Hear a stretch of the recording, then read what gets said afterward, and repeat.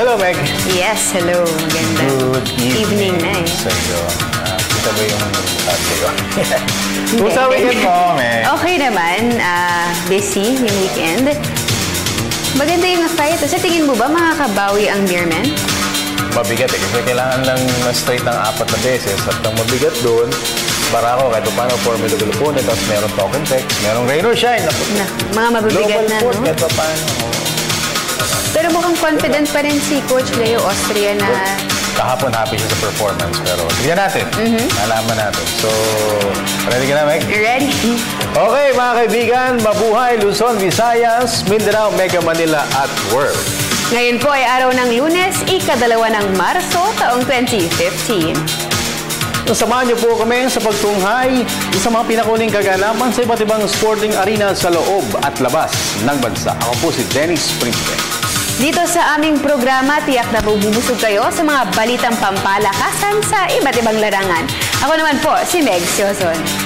At dahil Lunes, buena mano, ito po ang inyong paboritong PTV Sports.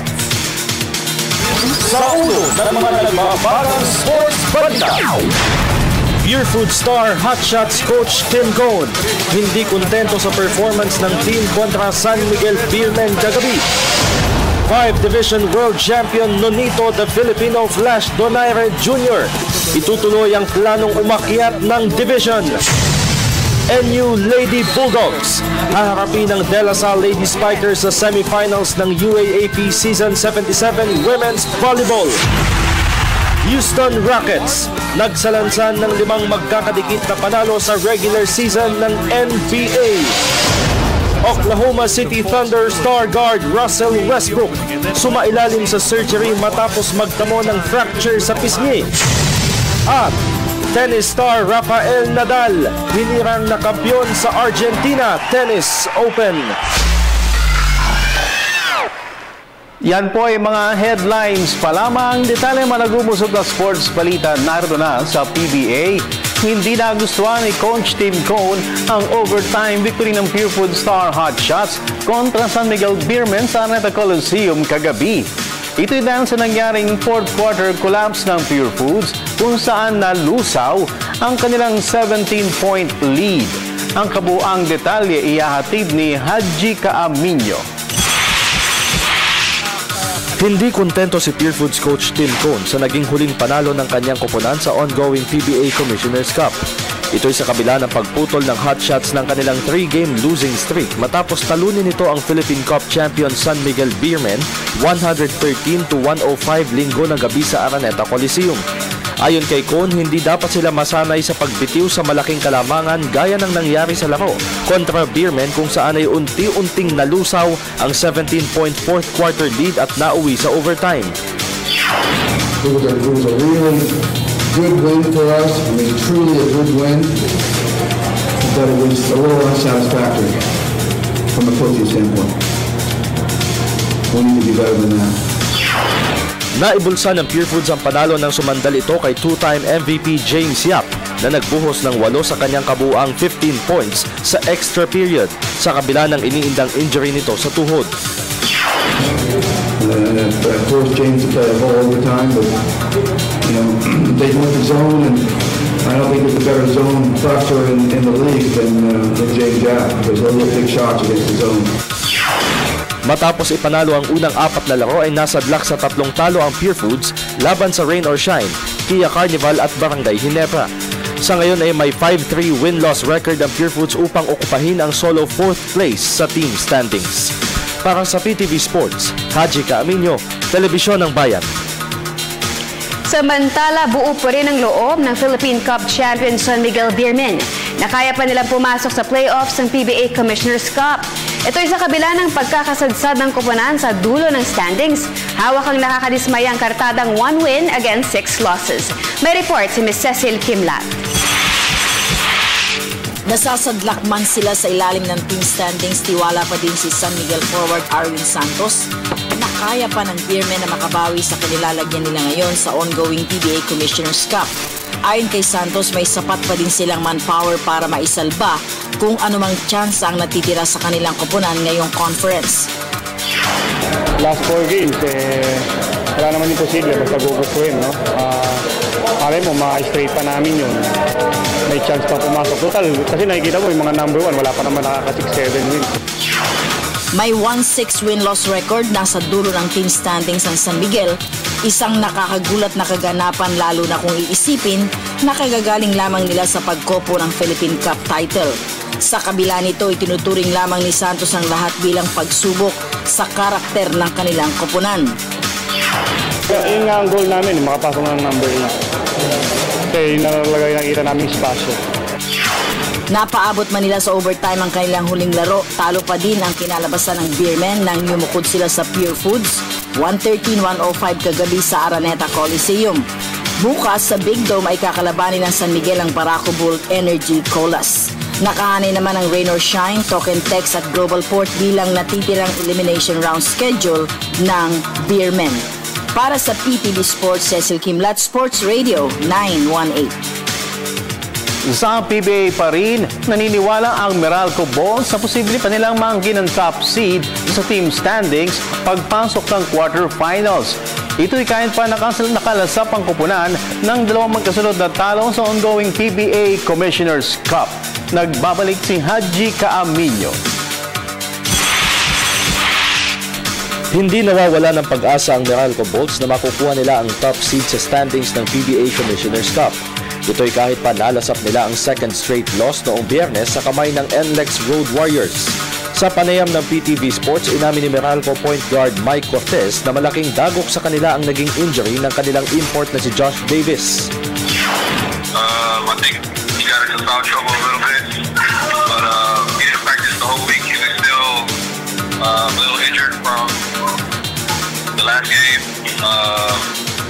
But it was a team effort, you know, we lost as a team. I don't think it was 100% healthy. He took a lot of pavement and he was wearing a back brace. So, like I said, he didn't practice the whole week. He was kind of out of sync. So, I think that kind of took its toll on him. Sa kabila nito, optimistiko pa rin ang team na makakabawi sila pagkatapos ng All-Star break. Of course, everybody was still kind of mad about our performance, but it's a learning lesson for us. Good thing that we're still on top of the standings. We did it. We took care of the teams that we needed to take care of, and we're looking forward to this All-Star break to get us back on track. Naniniwala naman si Meralco streak shooter Gary David na kailangang mag-step up ng locals para masuportahan si Davis sa opensa.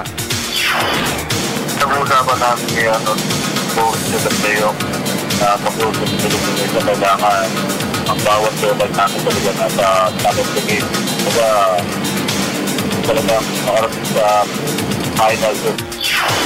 Nalasap ng Meralco ang 89-76 loss kontra NLEX noong Biyernes at dahil dito ay kasalo na nila ang Rain or Shine Elasto Painters at Token Tex Tropang Texters sa top spot ng PBA standings. Para sa PTV Sports, Haji Caaminio, Telebisyon ng Bayan. Sa boxing, optimistiko si 5 Division World Champion Nonito the Filipino Flash Donaire Jr. na muli siyang makakabawi sa ibabaw ng ring. Ito'y kasunod ng kanyang desisyon na kumuha pa siya ng karagdagang division titles sa kabila ng nalasap na knockout defeat noong 2014. Ang kabuang detalye ihahatid ni Mr. Rick Yap Santos. May pangarap pa din na umakyat ng dibisyon sa Filipino Flash Nonito Donaire Jr. Kanina sa isang press conference sa Quezon City, inamin ni Donaire na plano pa din niya na kumuha ng karagdagang division titles kung magkakaroon ng pagkakataon. Ito ay sa kabila ng masaklap na 6-round technical knockout loss na nalasap ni Donaire kay fellow featherweight world champion Nicholas Walters ng Jamaica noong October 2014 sa Carson, California.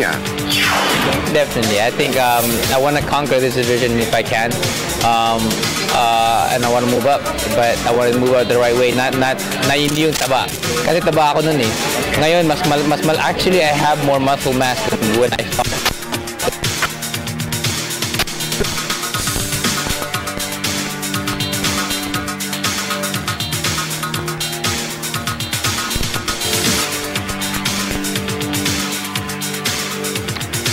Samantala, dehado agad sa unang linggo ng training si Manny Pacquiao.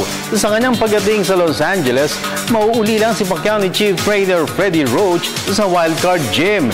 Ito yung dahil nakatagdang umalis si Roach patungong Macau upang maging chief cornerman naman ng Chinese sensation Zhao Shiming.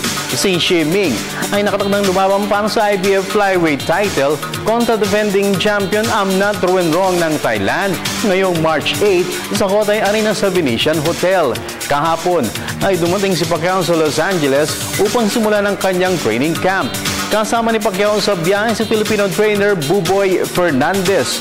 Magkagayunman ay tiwala pa din ng Team Pacquiao na kulangin man ng isang linggo ay sapat pa din ito upang maging in tip-top shape ang Filipino boxing sensation sa May 2 mega fight nito kontra Floyd Mayweather Jr.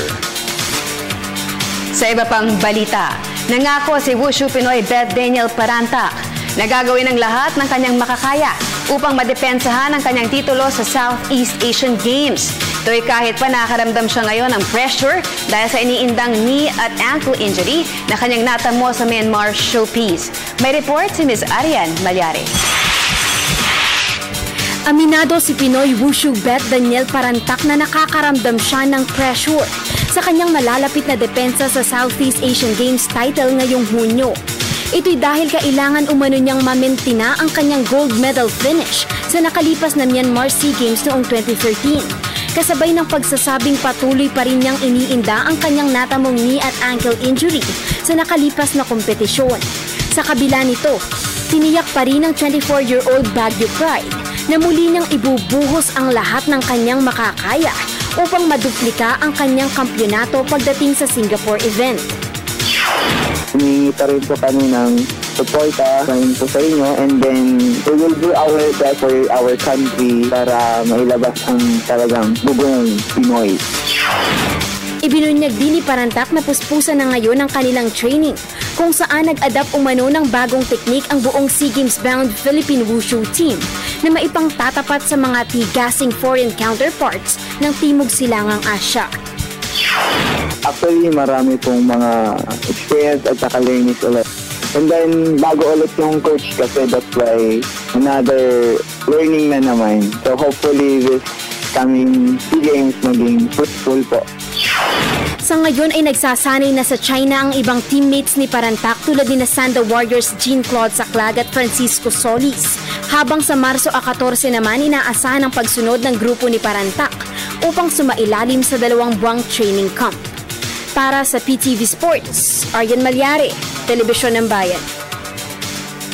Samantala, nagpakitang gilansang mahigit 600 Filipino-Italian fighters sa sinagawang 4th Rayon Shotokan Karate Do Championship sa Las Piñas City. Kasabay dito, pinuri ng visiting club ang angking ligsi at potensyal ng mga Pinoy karatekas. Nagbabalik si Ms. Arian Malyari. Matagumpay na idinaos ang 4th Rio Shotokan Karate Do Championship sa isang mall sa Las Piñas City nitong weekend, kung saan sumabak sa aksyon ng kata, kumite at novice ang mga pambatong karatekas ng 24 na karate clubs at association. Mahigit 600 local at visiting Iranian fighters ang dumalo sa nasabing okasyon, kung saan nasilayan sa bawat sipa at sangga ng mga karatekas ang mabilis na pag-develop ng martial arts technology dito sa bansa. Nagpapasalamat ako sa bawat clubs na umattend dito sa amin.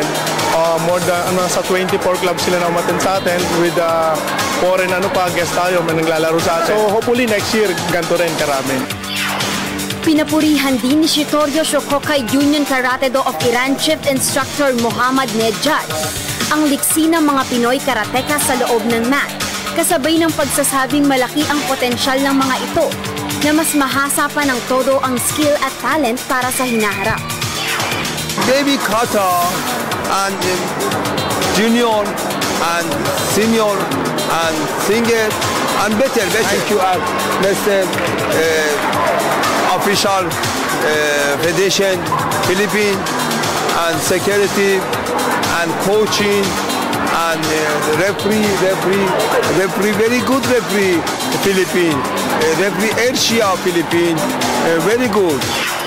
Samantala, Ikinatuwa naman ni Philippine Karate-Do Federation Secretary General Raymond Reyes ang buong suportang natanggap mula sa bansang Iran, lalo pat kilala ang mga ito na batikan pagdating sa sport na karate. Maganda nga, di ba, yung ating coach, si Iranian din, si Ali. At the same time, itong mga ibang grupo naman ng Iran na ito, ay gusto talaga rito kasi nag-enjoy sila sa Pilipinas eh. Napaka ibang klase raw ang tao sa Pilipinas. Kaya mabuti at nandito sila, namasyal sila rito. At yun, enjoy yung game. Sa mga susunod na araw ay sasalang sa isang workshop seminar ang mga national karatekas at visiting Iranians na magandang tune-up at exposure para mapalakas pang lalo ang national squad. Para sa PTV Sports, Aryan Malyari, Telebisyon ng Bayan. Sa volleyball, aminado ang National University Lady Bulldogs na hindi magiging madali ang pangarap nilang makapasok sa finals ng UAAP Season 77 Women's Volleyball. Ito'y dahil ang susunod nilang makakatapat sa semifinals ay ang De La Salle Lady Spikers na siyang may hawak ng twice-to-beat advantage. Ayon kay NU coach Roger Guriev, dapat na ibuhos na ng team ang lahat ng makakaya sa bawat match dahil nahaharap sila sa sudden death. Naniniwala rin si Guriev na kaya nilang gawin ang ginawa ng Ateneo Lady Eagles kung saan ay 3 beses nilang tinalo ang La Salle bago maiuwi ang kampyonato noong nakaraang season. Bago makalaban ang La Salle ay tinalo ng Bulldogs ang FEU Tamaraw sa score na 25-13, 25-17, 25-27 at 25-23. Tatangkain ng Bulldogs na talunin ng 2 beses ang Lady Spikers na magsisimula na sa darating na Miyerkules. Punta naman tayo sa international sports scene sa basketball. Nagsalansa ng 5 magkakadikit na panalo ang Houston Rockets sa regular season ng National Basketball Association o NBA. Ito'y matapos ang talo nila ang Cleveland Cavaliers sa harap ng home crowd sa Toyota Center sa score na 105-103. Nagbon si Rocket star James Harden ng 33 points, 8 rebounds at 5 assists, habang ang kanyang counterpart na si LeBron James ay pumukol ng 37 markers.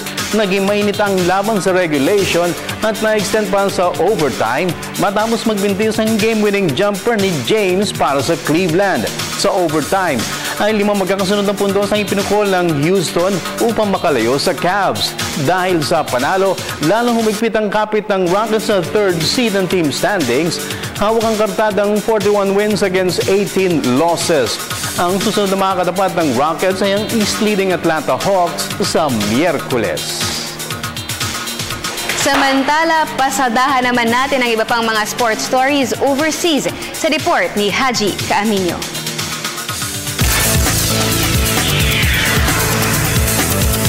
Hindi pa tiyak kung kailan makakabalik sa hardcourt si Oklahoma City Thunder star guard Russell Westbrook. Ito'y matapos na sumailalim siya sa surgery para i-repair ang fractured zygomatic arc bone sa kanyang kanang pisngi. Natamo ng all-star point guard ang kanyang injury sa kanilang laban kontra Portland Trail Blazers nang matamaan siya ng tuhod ng kanyang teammate na si Andre Robertson. Ngayong linggo ay sasailalim muli sa re-evaluation si Westbrook para malaman kung kailan siya muling makakapaglaro. Nag-average ang 6'3" dribbler ng 26.5 points, 6.8 rebounds at 8.1 assists ngayong season. Sa men's tennis, nasungkit ni Rafael Nadal ng Spain ang titulo sa Argentina Tennis Open matapos talunin si Juan Monaco ng Argentina sa score na 6-4 at 6-1.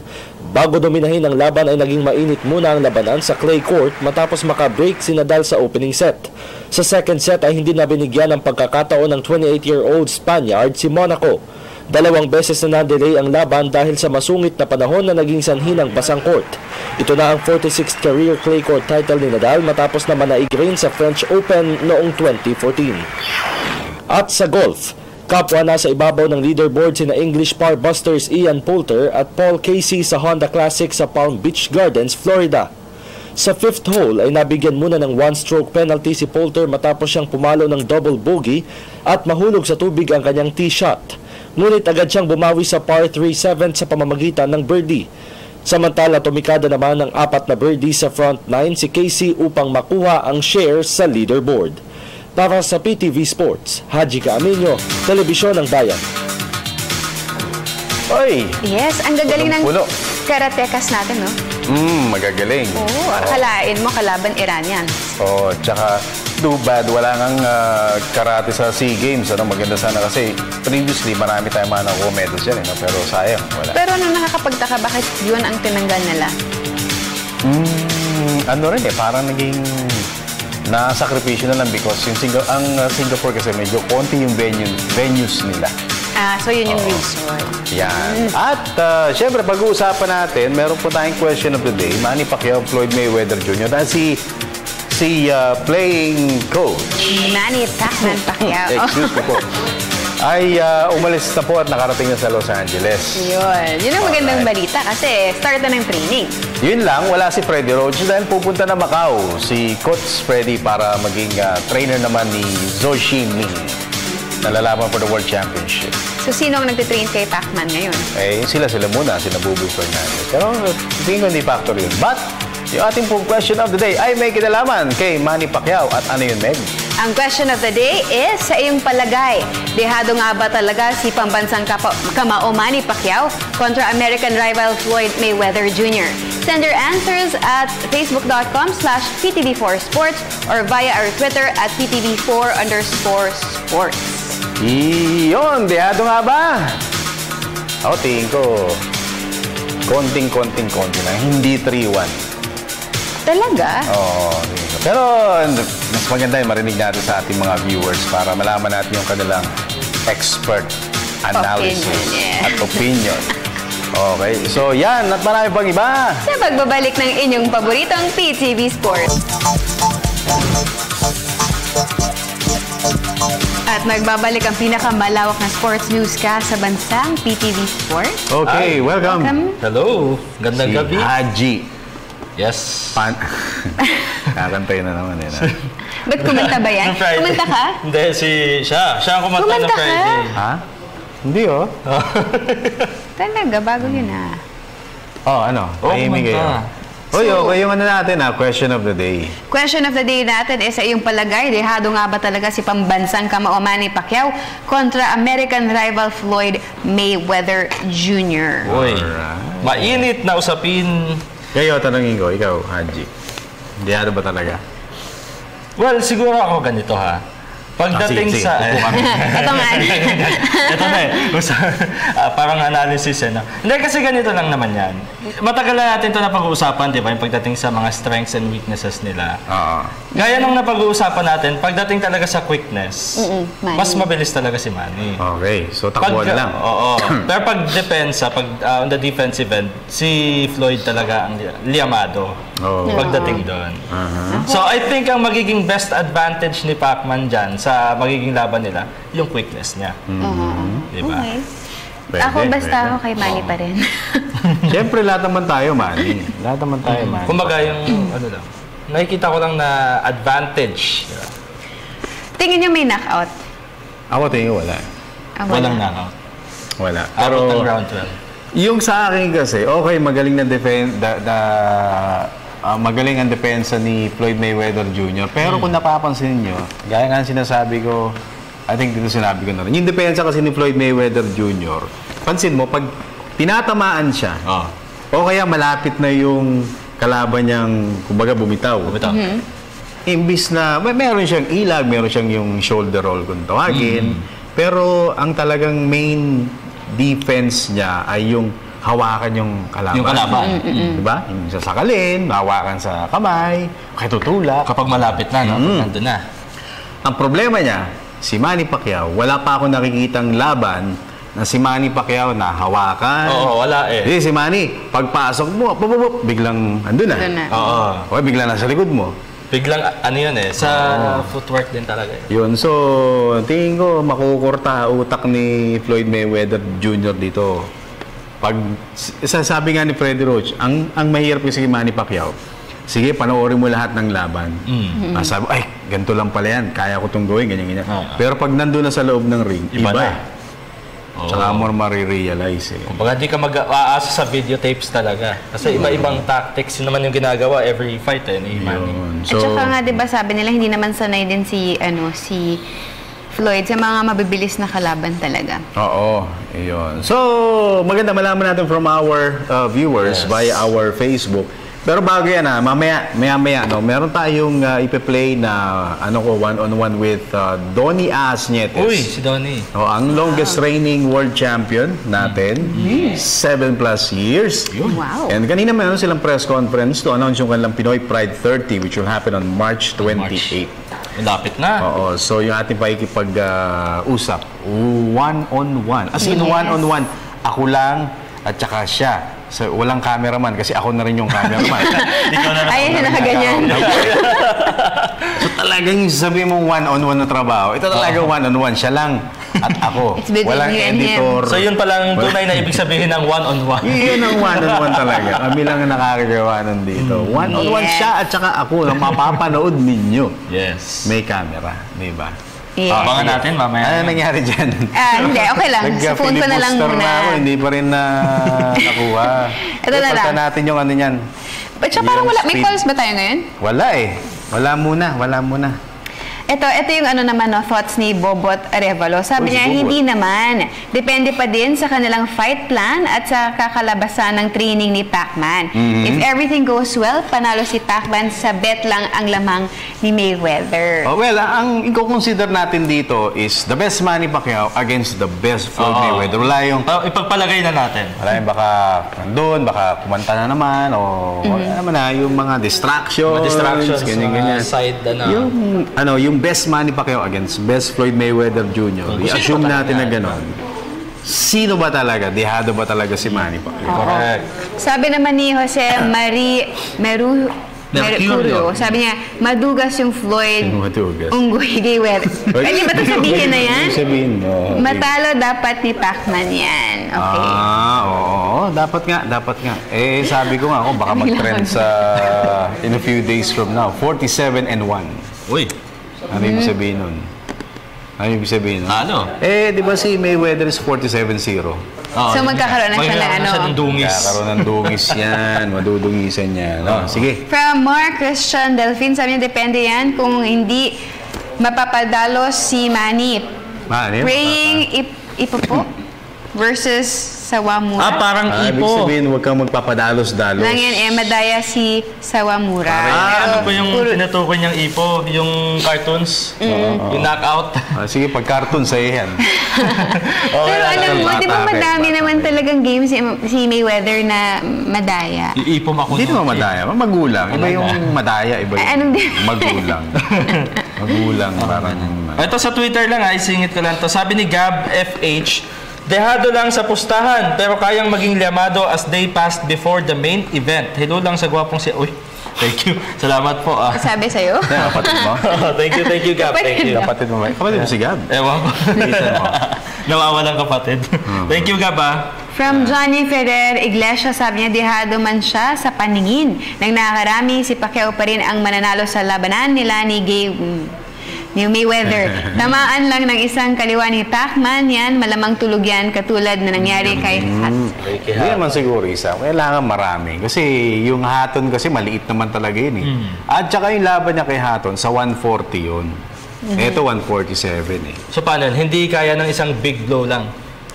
Kailangan marami. Counter. Volume nga. Volume of... Kumbaga sa, alam mo yung kinakain sa Baguio, yung pinikpikan.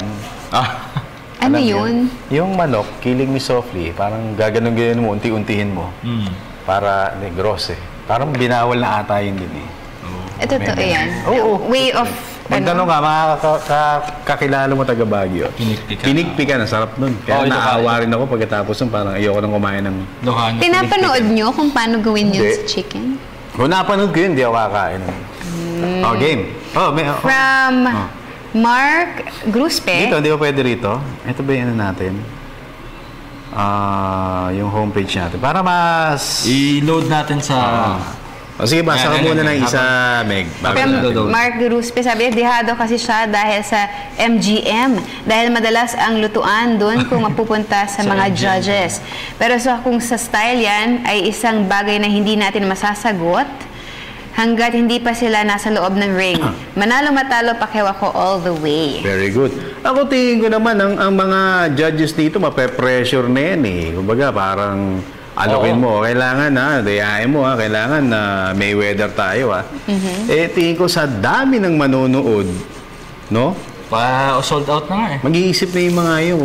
Meron siguro mga gano'n, mga mandadaya or what. Pero, di ba sold out siya upon signing of contract? 15 minutes after. 15 minutes nga lang, sold out na daw sige. Oo. Yan. Okay, meron pa? From? Ito, sige. Galing kay Romeo Rico Quintero, hindi mi naniniwala sa dehado o llamado. Ang mananalo dyan ay kung sino ang mas maganda ang game plan at kung sino ang makakapag-execute nito. Gusto ko yung sagot na ito. At the end of the day, pareho silang dalawa ang kamay. Wala yan sa best money or best Floyd. Kung sino ang makakatama, yan ang mananalo. Siyempre nga naman. Pag tumama ka pa. Sa landed punches. Yung tinutukoy.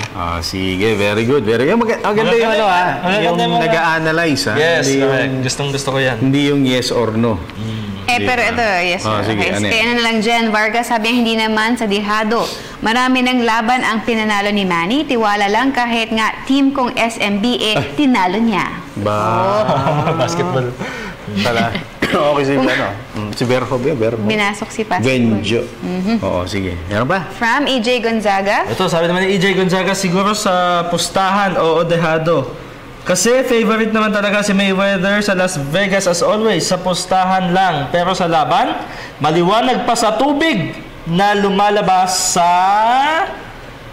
acid reflux ko. Ang lalim na pinaghuhugutan ni EJ. Hindi si Pacman ang dehado. Pati acid reflux na. Relate niya, di ba?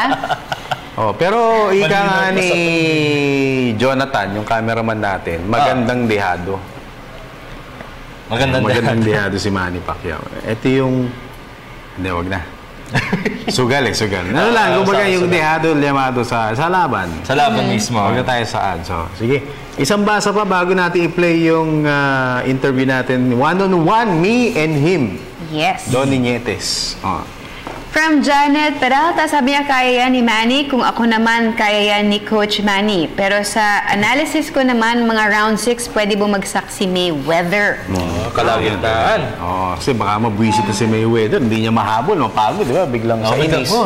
Ano lang na suntok ng suntok. Biglang left straight. Sub si Mayweather. Hanap-hanapin yan, Tumahimik.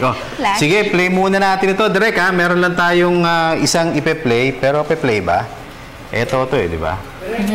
Yan, Direk naku, sorry hindi ko nasabihan si Direk kasi kanina lamang ito, mainit pa ito no? Yung aking one-on-one with Donnie Asnietes. Ang longest, kailangan natin magbigay pugay sa mga katulad ni Donnie Asnietes dahil alam nyo, yung nagawa niya hindi biro-biro, 7+ years na naging world champion and still champion. Consecutive. And most of his title defenses happened sa bakuran ng kanyang mga kalaban sa Mexico pa.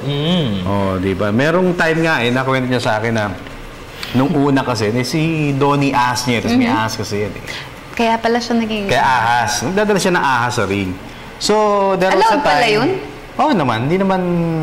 Hindi naman poisonous yung ahas So, there was a time daw na parang champion na siya, pero mas sikat pa yung ahas niya. Mas marami nagpapapicture sa ahas niya. Hindi sa kanya. Hindi sa kanya. Ngayon daw, masaya na siya kasi hindi na yung ahas niya hinahanap. Siya na yung hinahanap. At least, di ba? Kaya eto, ang mas popular na sa kanyang ahas na si Donnie Ahas Nietes. Take it away, Direk.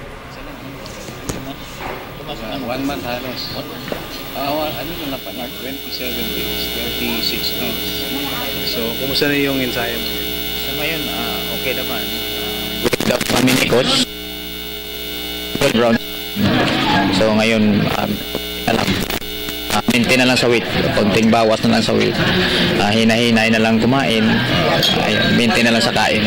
Okay. And gaano naka-apekto sa'yo yung pagpalit nung kalaban? And kailan mo nalaman na, yun nga, bago na naman yung kalaban? Sa akin, hindi naman ako naapektuhan ng pagpalit ng kalaban kasi lahat ng style ng kasparing ko, lahat ng klaseng style pinag-sparring ko kasi. So, isa na doon yung style niya. So, hindi na mahirap para sa akin na biglang palitan yung kalaban. Okay. And for the benefit of yung mga tagahanga mo, ano bang sinasabi mong style meron itong kalaban mo na si Para? Knockout artist siya eh. So magaling siyang mag-in out and out, magaling din siyang magpasok, so good. So magaling talaga si Para. Hindi ka ba parang namomotivate na kung ang pag-uusapan natin is yung kalabang promoter, yung Zanfer, na parang sila pa yung namili ng kalabang mo, parang meron silang gustong taktika tungkol sa'yo? Sa akin parang wala naman. Sa akin lang, ensayo lang kung sinong makalaban ko dyan. Yun lang. Basta focus lang sa training. Pero tingin mo mapapahiya yung Zanfer na sila yung pumili ng kalaban mo? Hindi ko lang alam. Hindi ko lang alam. So, after this, meron ka bang iniisip na parang dapat na laban na pasukin mo kung after manalo ka rito? Sa akin lang, kung sino pang mga champion siguro, yun ang gusto kong kalabanin. Like sa mga flyweight champion, sa katimbang kong champion, gusto kong kalabanin. Yung Donaire, pareho ko yung card. Ano yung naging unang reaction mo na nalaman mo na kasama mo si Donaire sa fight card? Simpleng masaya-masaya kasi nakasama ko si Donaire, isang sikat din na Filipino boxer, at saka excited din ako makapaglaban na kasama si Donaire. And yung ba, in a way, makakatulong na at least with Donaire, mas maraming fans ang manonood, mas marami kang mahahatak, mas marami kang mapapabilib ng mga fight fans? Yes, of course. Malaking tulong din nga nakasama kami ni Donaire. Nagbibigay din siya ng ganado sa pag-ensayo na magiging kasama kami sa isang card. At siyempre maraming taong manonood kasi maraming fans din sa akin. So magandang laban talaga. So ine-expect mo ba na pagkatapos nito magiging Donaire level ka na? Kumbaga, kasing sikat and kasing kung gaano kinabibiliban si Donaire, tingin mo ganun ka na rin kabibiliban ng mga tao ngayon? Hindi naman ako nag-expect na ganyan. Kung ano lang yung maaabot ko, yun lang. Hindi na ako mag-expect na kung more than sa kasikatan or ano. Kung ano lang maaabot ko. Pero sa tingin mo, ano yung pinaka-maaabot mo? Ano yung ine-expect mo na pinaka-maaabot ng isang Donnie Nietes pagdating sa boxing career niya? Depende sa hanggat sa kaya ng katawan. Yun lang. Kung may lakas pang yung ibubuga, okay. Okay. Ganda naman. Humble, ano? Oo, sobrang humble niya. Walang yabang. Depende daw sa lakas. Tapos ang tagal pa niya world champion, di ba? Hindi siya nainigo. Pero alam mo, most of the boxers na interview ko dati, humble talaga sila. Kasi hindi sila nagkakaroon ng alam kasi nila kung saan talaga sila nagsimula, di ba? Yung humble beginning. Unti-unting pag-angat. Okay.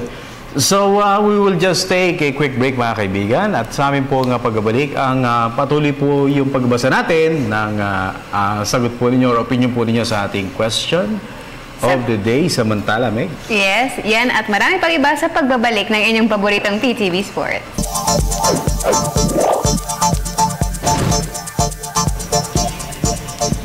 Nagbabalik ang PTV Sport. Nagbabalik. Hindi, nag-ano kami. Binabasa namin yung mga ibang responses. Yan. So, meron pa dyan, Meg? Oo, kaya lang naglo-load pa siya. Kaya babalik muna ako sa cellphone ko. Sa cellphone mo. Twitter, wala ba tayo? Sa Twitter, ito wala pa. Pero sa mga gusto mag-tweet po sa atin ng mga sagot po ninyo sa ating question of the day, PTV4_sports. Yan, follow nyo na rin po kami para mas marami na tayong mga friends sa Twitter. Yes. At sabi ni Danilo Javier Gonzalez, llamado si Pacman sa lahat. Walang gagawin si Mayweather diyan sa ring kung hindi tumakbo. Actually, sa akin, hindi naman talaga nakakatakbo si Mayweather eh. Feeling ko, si Mayweather, masyadong parang yung misconception about him being fast. Magaling yung timing niya. Pero siguro nung bata siya, meron siyang footwork, kakaikot. Pero ngayon, tapos nag-welterweight pa siya. Dati kasi lightweight siya eh. So ngayon, as a welterweight, parang andyan na lang siya. Gusto niya yung kalaban niya nasa harapan lang. Tapos, abangers. Roll, abangers na lang. Pero hindi yung biglang gano'n. Oo. But maano ba yung shoulder niya? Malakas? Hindi. Parang yun, dito dumadaan. Ang problema, kakagaling, si Manny Pacquiao kaliwete. So, yun nga, ang mahirap. Open. Alright. Shoulder roll. Alamang maging roll on. Yung mukha ni Mayweather. Okay, basa ba, Meg? From? Sino ba? Si ano? Sino ba yun? Si Marian.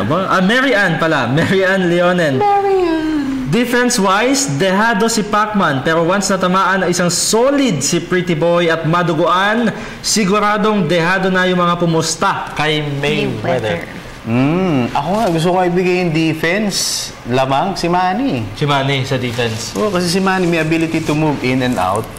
Yung ginawa niya kay Miguel Cotto, tingin ko yun dapat ganong style. Oo. Palabas-pasok, pagka papasok si Mayweather, biglang gagalaw, mga ganon. So, madaming yung mga ganon, defensive moves yun eh. Correct. Mukhang madaming magpapasok sa mga bet ngayon Marami yan. I bet you. Marami yan, oo. Sandamakmak na bets. Pero marami akong nami-meet ka nagme-Mayweather Pero hindi naman dahil sa ayaw nila kay Manny. Ano yun mga talagang for fun lang. Feeling nila, kita extra kita, parang feeling nila kikita sila. At saka parang consolation na rin kung matalo si Manny. At least may pera sila. Paano kung manalo? Delugi sila. At least panalo si Manny. At least panalo si Manny. Panalo si Manny. May pera ako. Wala pa rin talo. Maloko rin From John Vunong Competente. Very competent. I'm expecting a very good solid analysis. Opinion from very competitive answer. Alright, sabi niya si Hagdang Bato, super lemado, pero bakit tinalo ng dehadong si Pugan Lawin? Ganun din, aabutin ni Floyd. Okay yung analogy mo, Pugan Lawin, John, hindi ka nakakarera, no? Dehad. Hagdang. Karera yan. Yung analogy niya, Ba, ito ba yung mga matitinik sa, karera? For a while, yun yung mga naging, kilalang, Hagdang Bato. Hagdang Bato, Sige. Basa pa, Haji. Sabi naman ni CJ Aldrin Castillo, hindi kasi yung power naman nila, same lang, depende na lang sa lagay nila. Well, supposedly mas malakas si Mayweather. Kaya nga lang, naalala ko, meron pala itong chronic na hand injury. Ibig sabihin, madalas sa mga laban, nagkakaroon to ng hand injury. At saka mas malaki yung kamay ni Di pa kayo yung fist ni Manny Pacquiao kaysa kay Floyd Mayweather Jr. Nasusulat yun. Naka-record yun. Alright, from Raymond Buragay. Sabi niya, tingin ko hindi naman. Madami nang nakalaban si Pacquiao na iba-ibang style. Kayang-kaya ng team nila na magplano at mag-adjust para sa darating na laban. Alam mo, experience-wise, tingin ko, mas lamang yung Manny Pacquiao. Extra experience. Dahil yung mga nakalaban niya kasi mabibigat. Iba-iba yung style Correct. Si Mayweather, si Boy Pulot ito Ito, gusto kong kalaban. Hindi sinasabi na, etong kalaban mo, ito tatalo sa'yo. Hindi, gusto ko ito. So in short, yung mga nakakalaban niya, hindi ganun kagagaling? Magagaling din naman, kaya lang, yung minsan parang pag may nakita na siyang prospect na may pababa na, ganun ang pagpili niya Kung alam niya mas magaling siya, yun yung gusto niya. Sige, basa pa, Haji. Ito. Sabi naman ni Ikit Lunzaga o Aikit, paano babasahin? Hindi, basta magdasal tayo para sa isang maganda at malinis na laban. Yan, very good. Tama naman yun. Very good. Oy, teka. Magpe-play na nga pala tayo ng isa pa. Meron pa akong one-on-one. Again, ako at siya. Wow. Nonito Donaire Jr. naman. Ayan, yung play natin. Comeback fight yan. Sige. Pero bago yan, isa pang basa.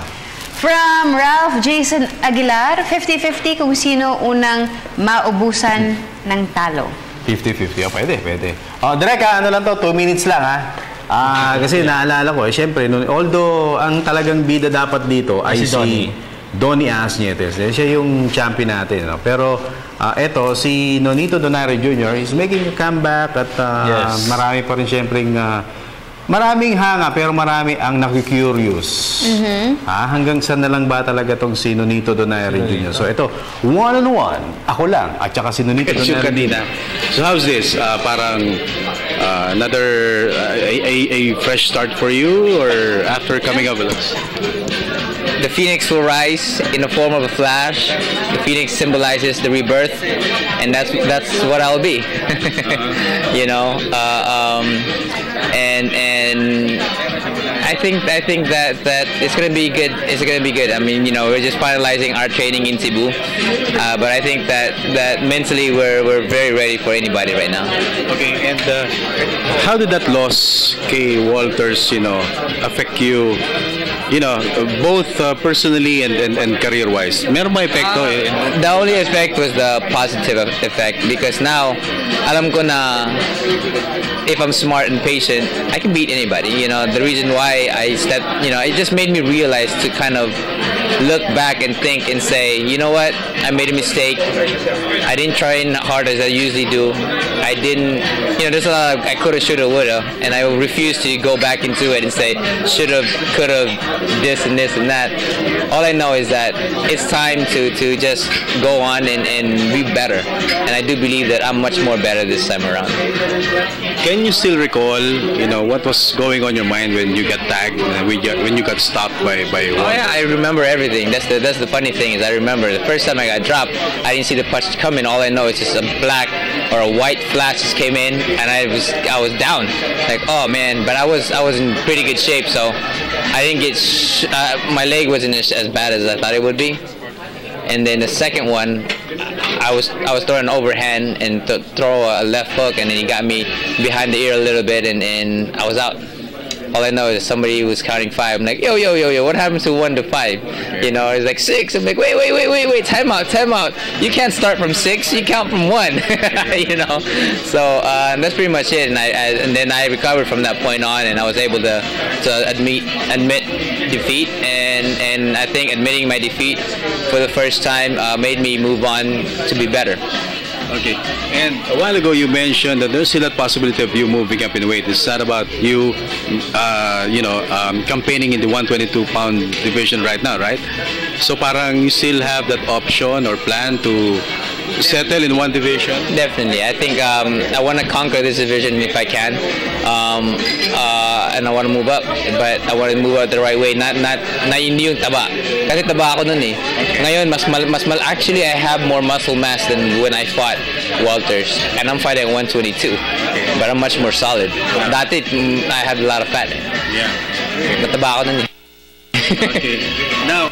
Yon. Okay. Yes. So, I like his accent. Yun yung napansin. Pero ganun pa rin, no? May plano pa rin umakit ang timbang, and one fight at a time siguro. Despite the loss, no? At sabi nga niya, mas fit siya ngayon kasi dati may fats daw siya. Oo. At saka yun na rin eh, kung championship daw ang plano niya kahit next year pa, is willing to work his way back on top slowly but surely. Yun ang maganda sa kanya. Pero better shape. Hindi natin kung may mag-offer. Tama yan. Okay, so inabot na tayo ng oras. Sayang bitin. Oo. At dahil dyan, maraming salamat sa View Blends, Pampered Push Premium Organic Shampoo, Cosmo Culture, Mr. Amis Tumang ng Amazing Playground, J. Sarah for Hookup Watches, Mr. Defend ng California Bow, St. Luke's Medical Center, Miss Babes of Dermesthetics, Frank and Marcel Graphics, My Jewelry Box, and of course, Print Couture. At ako naman, gaya ng nakagawian, salamat po sa mga Tagaliano sa Caloocan City, Pantua Family, hello po dyan. At hello din po sa De Los Santos Family na nanonood sa atin dyan sa Nangka, Marikina City.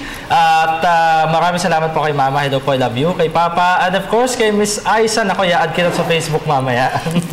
Papa-add. Okay na. Ako naman, syempre, my wife, Queenie. I love you, Prince Z and Prince Zoe. Kay Mami Bass, thank you very much. Kay Mami G, Daddy Dan, at saka kay Mama Lau. At kay Mr. Josel de Guzman ng Globe, Mike Policarpio, and Kat Trevino. And Mr. Ronald Delatre ng NLEX, maraming salamat din. At yun na, nabanggit ko na lahat.